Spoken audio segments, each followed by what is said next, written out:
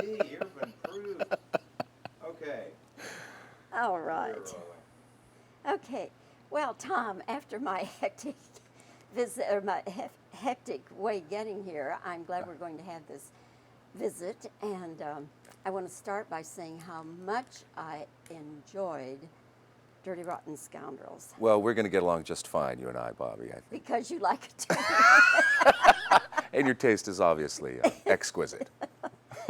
You know, I try always to go to a show with a positive point of view, and I knew this was a funny show, but I didn't know it was that funny. Good. Just so delightful, and just such a great evening's entertainment. Yeah, good, good, good. Yes, I think it surprises people on a lot of levels, I think. Well, the movie is known by a certain group of people and Yes. certain age group. Right.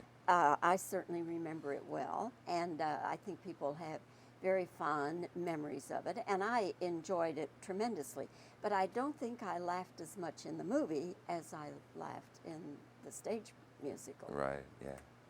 So let me also congratulate you on your performance, because in so many ways, Tom, I think you have the most difficult job.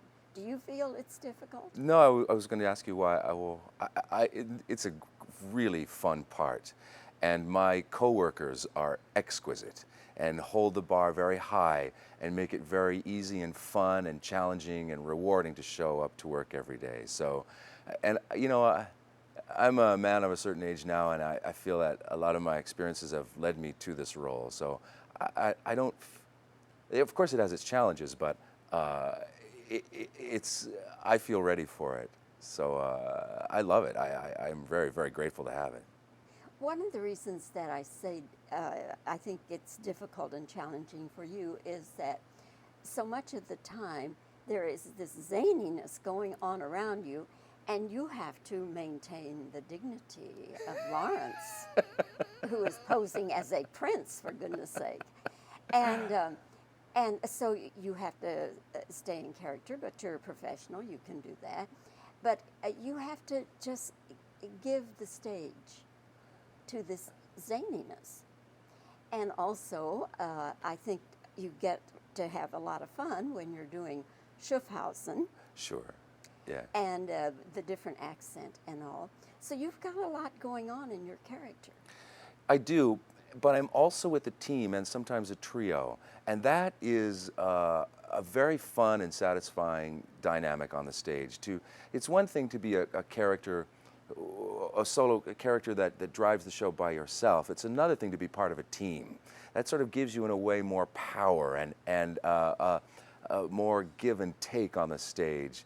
That's really, really fun and very, profoundly rewarding. And my team is great that I get to be with in this particular project. So. And my final statement on this subject is that regardless of what's going on, you really hold your ground, and you do, and your presence is felt. And so I think that's a great tribute. Well, you're right. That's no small feat.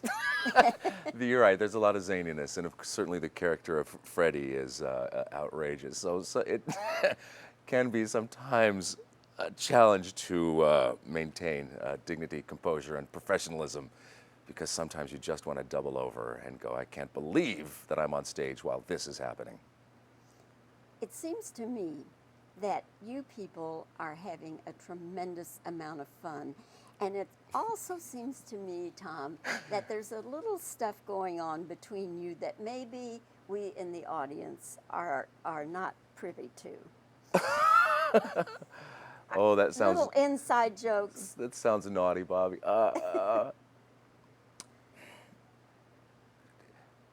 Come on. Sometimes little inside things. I'm doing the show with some people who have been doing it for a long time.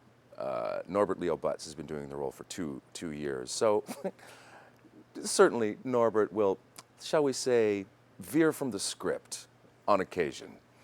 So perhaps yes, yes. Plus, we often break the fourth wall intentionally. You know, we sort of step outside of the show and comment what's going on. So some permission is a context is created for that to happen a little bit. Plus, there are things that we change things up from city to city. We will make topical and local references. So there's some room for, shall we say, deviation from the text. How much practice did it take for you to get out Waxahachie?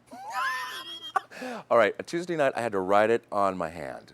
And I had to write W-A-L-K-X, Waxahachie, because it looked like Waxahachie, and I practiced Waxahachie. So, and then there's those few seconds leading up to before I have to say the name of the city, and I got a little scared because I couldn't quite Waxahachie. And then the line that Norbert follows with, that Freddie follows with, did you Google that? Did you know he was going to say that? I had no idea that he was going to say that. Did you Google that? God bless him. He also, after I did that, Norbert said, you know, maybe we should get together and you might want to tell me the name of the city, because Waxahachie is pretty funny. So that kind of put him away right there. So from now on, I think we're going to confer. We're going to, you know, I'll give him a little heads up before I say a funny city. There's also a reference to George W. Bush. And I'm told that in Houston, you got a mixed reaction to that line, whereas in Dallas, at least opening night, everybody just roared with laughter. Yeah. No yeah. boos. There were no boos. We were a little surprised by that. But in Houston, you heard Yes. Yeah. There was some Bush supporters voiced their opinions. So. Well, of course, that's Bush territory down there. Exactly. Yeah. But that's fun, though. That's fun, and everybody's very good-spirited about it. I mean, it was certainly no animosity, and the context is funny, and so that was great. It was sort of fun to hear people booing that line. You know. Opening night, I noticed that when Norbert, Freddie, is in that wheelchair, he's absolutely dangerous in that wheelchair. Yes, he is. Now, does he kind of surprise you sometimes, because in one scene comes up behind you, and I guess you're not supposed to know he's there. Right. So he kind of runs into you, or what does he do? He does. That's the stage. I mean, anytime you see anything that looks dangerous on the stage, it's usually, I would say all the time, rehearsed very carefully to appear as though it's dangerous, but of course it's not. He runs over my foot at one point with a wheelchair and is really nowhere near my foot, so we're pretty safe about that because, you know, 8 times a week, you have to be a little careful. And 8 times a week, hitting you in the shins or something Exactly, would put you in the ER. Yes. You have a great voice, great set of pipes. Thank you. You really do. Thanks. What was your first professional job? My very first professional job, and I assume by professional you mean paying job, I was a very proud member of the Virginia City Players in historic Virginia City, Montana, where we did legitimate turn-of-the-century theater, followed by a varied, vigorous vagary of vivacious variety acts. So we had to, Lyle's down, we had to sort of sing and dance without any training. I was 17 years old. It's a really great old ghost town near Yellowstone Park in Montana. It was really great, sort of difficult, elevated text. We had to do 3 shows a summer and 3 different variety acts, and so there was a lot of singing and dancing and doing things that you would never, playing old men at 17 and things like that. It was a wonderful, wonderful initiation to the theater. We had to build sets, hang lights, make costumes. We had to do everything. And it was a wonderful sense of ownership and responsibility for the shows that you did, and it really made the bug bite me really hard, you know. I Googled you. And I learned Oh, what an age we live in. I learned some interesting things. You have done everything from opera to Rocky Horror Show, for which you got a Tony nomination. Right, yeah. And how have you managed to get so much variety into your career? When I was a younger actor, I was very, I was wary and a little frightened of growing older. I thought, what am I going to do when I'm 48 years old? And the answer to that is the really good roles. As an actor matures and progresses in life, the roles change and your job changes. I was trained in the classics. I was trained to do, where I went to school in the early 80s when there was still a strong demand for young actors trained to do classics, Shakespeare, Moliere, and like that. There was a demand for them in American regional theater. And I had a wonderful time doing that. I supplied a demand, and that was great. And only until I did a few musicals during that period, but in 1998, I was cast in The Lion King. I had done a film with Julie Taymor, and that was my first big musical, and that changed everything. That was my midlife career change, and I've done maybe, since '98, a handful, 2 or 3 straight plays. Everything else has been musicals. Prior to that, I was not at all, I didn't consider myself a musical theater actor. And now there's this great, wonderful, fun career change in my midlife that I'm very grateful for. What kind of a voice did you have for Scar in Lion King? Simba, Simba, Simba. Yeah, I had an evil lion-y voice. You're the least evil-looking person I've ever seen, Tom. But boy, I get to play so many. Scar, Dracula, Frankenfurter in the Rocky Horror Show. If there's a monster in a musical, apparently I get the call. So and they're really fun. Those sorts of roles are certainly fun to play, and glad to have an opportunity to have done them. Dracula? Dracula, yeah. Yes, yes. You see, I did Google. You did? Oh, you totally Googled me. 1 second here, Lyle. 1 second. Okay. All right. Talk to me a little bit about the number All About Ruprecht. What would you like to know? Well, I'd just like to know, how you kind of got it together, and what you're trying to say to the audience, and any funny thing that might have happened during that number. Oh my Lord, that number is so up for grabs every night. You know, of course it's rehearsed, and the bits in the number are very carefully rehearsed. However, Jack O'Brien, our wonderful director, wants there to be a sense that we've created this character, Lawrence's mad brother Ruprecht, who lives in the basement of my chateau, and we're not quite sure. This plan was sort of improvised very hastily to avoid a marriage that I don't particularly want to have any part of. So it is though these two characters said, okay, we're gonna do this. You're gonna play mad brother Ruprecht. Now go down to the basement. And we had no idea. Other than that, there's been no plan. So I'm walking into the basement with my fiancée, not at all sure what's going to be in there. And so when the character Freddie comes out with his characterization of the mad brother Ruprecht, it is as though we are improvising the scene. So we're trying to give it a sense of improvisation, and which of course sometimes leads itself to actual improvisation, which can be very fun and satisfying. It's a hilarious scene. It's just very hilarious. Stupidly funny. When this run is over, and I don't know when is it over, I guess I should ask you first. I'm not sure. My contract is for a year. I believe they're booking the tour well into 2007, so I'm not sure.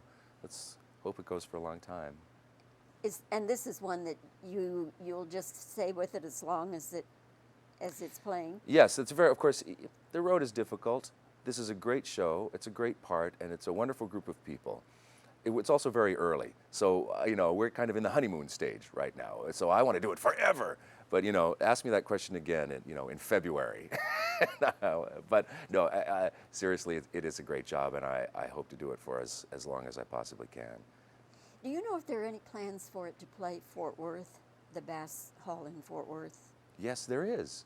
When? I've seen, well, I probably shouldn't even venture to guess, but I have seen Bass Hall Fort Worth on a schedule. I don't know if it's confirmed, but on a long temporary list, there is I've seen Fort Worth. Yeah. I had the pleasure of playing Bass Hall 3 or 4 years ago over Christmas, playing Captain Hook in Peter Pan with Kathy Rigby. It's a great place, and I would love to go back to Fort Worth, especially you do the that. beautiful Bass Hall. Did you? Yes, I did. Yeah. Again, Captain Hook. Captain Hook. Yeah. If you could just get a little diversity into your career, Tom, you might be a happier actor. Oh, man can dream, can't he? Tom, you have just been delightful. Again, I thank you for being patient with my late arrival. It's completely understandable with the madness that surrounds us in the State And Fair. I just hope you have a wonderful stay. Bobbie, thank you very much. It was a pleasure. And I hope you do come to Fort Worth, and I'll look forward to seeing you again. Good. Thanks. Thank you. That was great. Now he's going to move the camera around, and I'll re-ask, not all. Jeff, from back here real quick. Okay, fine. No, I tell you, I of course had read about Norbert, but he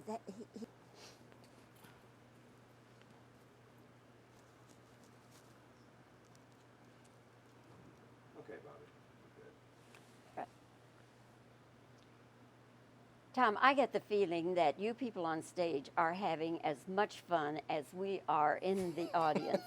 Now, is everything we see on stage in the script, or? Oh, Bobbie. Oh, how do I answer that with diplomacy? That's fine. That's fine. That's good. Okay.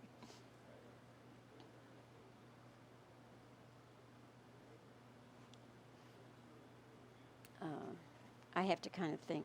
Excuse me. Sure. Okay. How much practicing did you have to do to get out the word Waxahachie? Well, to tell you the truth, for the first night I had to actually write it on my hand to make sure that I got the walks. That's good. Okay.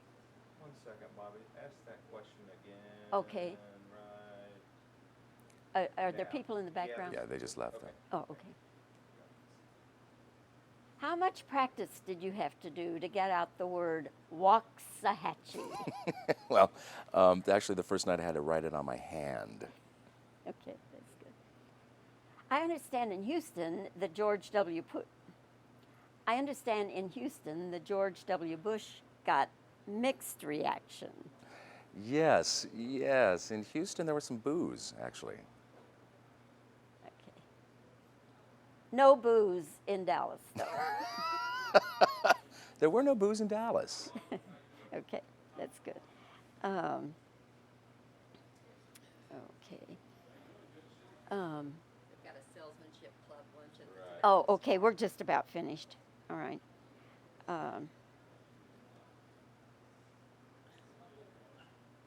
What's the setup for the All About Ruprecht scene? Well, Jack O'Brien, our wonderful director, wants that scene to have a sense of improvisation to it. So.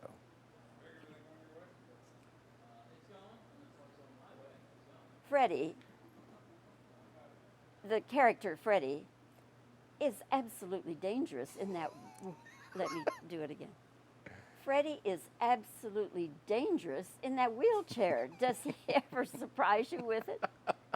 Well, most of things that appear dangerous on the stage are often, of course, rehearsed within an inch of their lives. So the short answer is no. Okay, that should do it. Yeah, we're getting competition.